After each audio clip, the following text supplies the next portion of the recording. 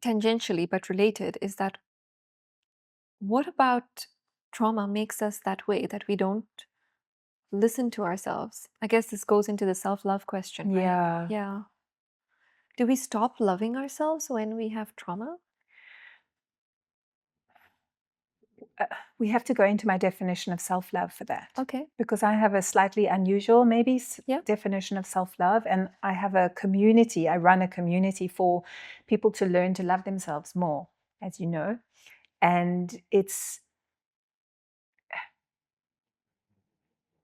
the kind of people who are drawn to a community like that are often people who have been taught in some way to not listen to themselves.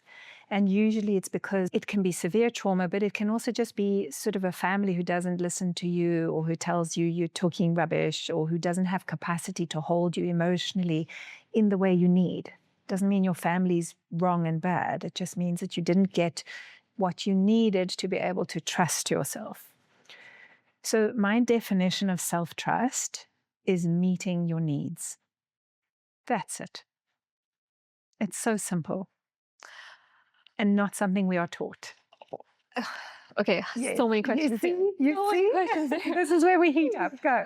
So, what if I have conflicting needs? I need to be friends with this person because we have this amazing history, and I know that Mm, she can be different, she can be lovely. And I think you'd also see that in narcissistic relationships, right? Like, I know that this person can be so amazing, yeah. but at the same time, so I need to have, I need that person in my life.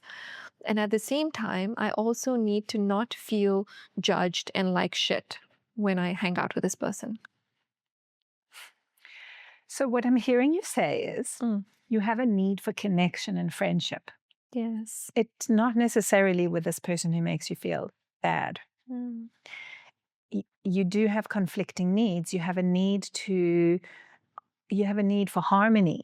Mm. You have a need for respect. You have a need for mutual liking and mutual consideration. Those needs are not being met.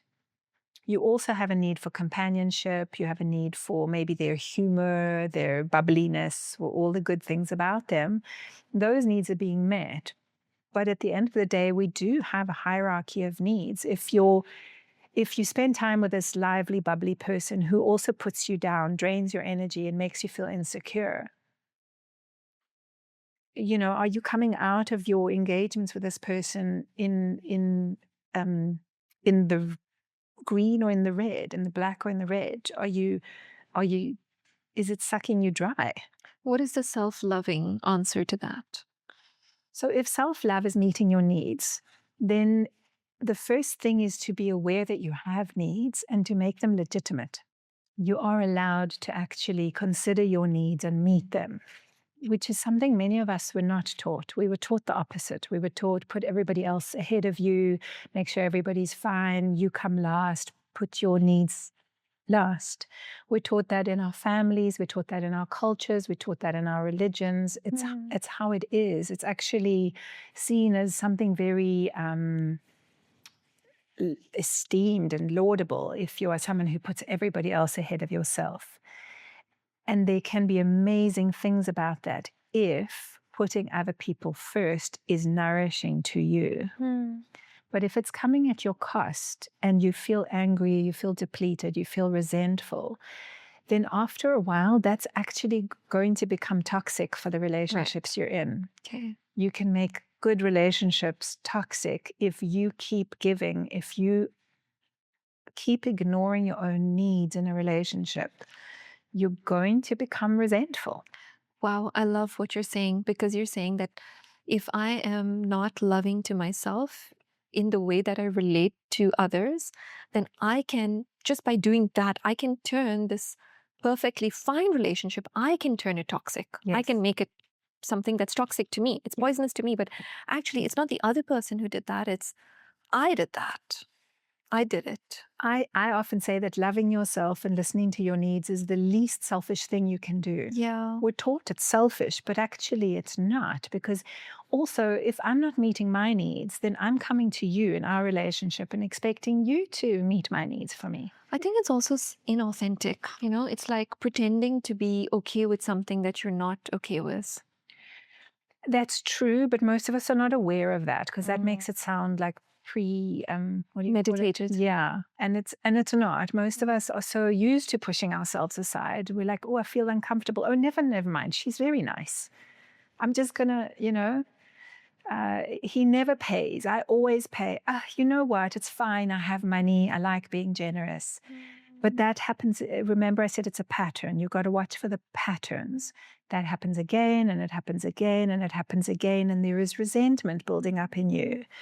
When you feel reluctance or resentment, pay attention. That's not something to override. It's telling you that the give take is out of balance, but that's not their fault. Your job is to look after you. And if you're not doing that by setting the boundary and saying, you know what, this time I always pay, you pay this time. Or how about we split the bill? I'm not happy always having to pay. That's on you. Thanks for listening today. I hope you found today's episode insightful and inspiring. If you enjoyed this episode, please subscribe, leave a review, and share it with a friend. Subscribing helps a new podcast like ours immensely. And until next time, don't be a sheep, keep questioning, stay curious, and never stop exploring the extraordinary.